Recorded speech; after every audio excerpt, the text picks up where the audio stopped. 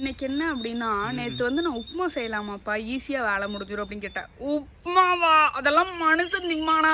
நம்ம வேணா கடையில போய் இட்லி வாங்கிட்டு வரட்டா, சாப்பிடலாம் அப்படின்னாரு. அப்படியா? அந்த இட்லி நானே வீட்டுல சுடுறேம்மா அவருக்கு. இட்லியா? நல்லாவே இருக்காதே அப்படின்னு. இட்லி தோசை அப்படி அது ரெண்டு இல்லைன்னா உப்புமா எப்படி? அப்புறம் நான் தோசை சுட்டேன். நேத்து தானடி தோசை அப்படின்னு.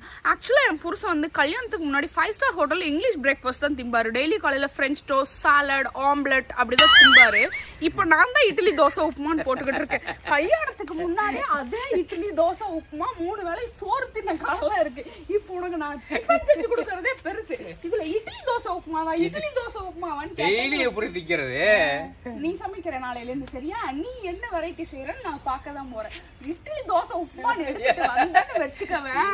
அப்ப நான் உன்னை பார்த்துக்கிறேன். இனிமே உங்க புருஷன் இட்லி தோசை உப்புமான்னு கேட்டாருன்னா வீட்டுல குலகலம் நடக்குது.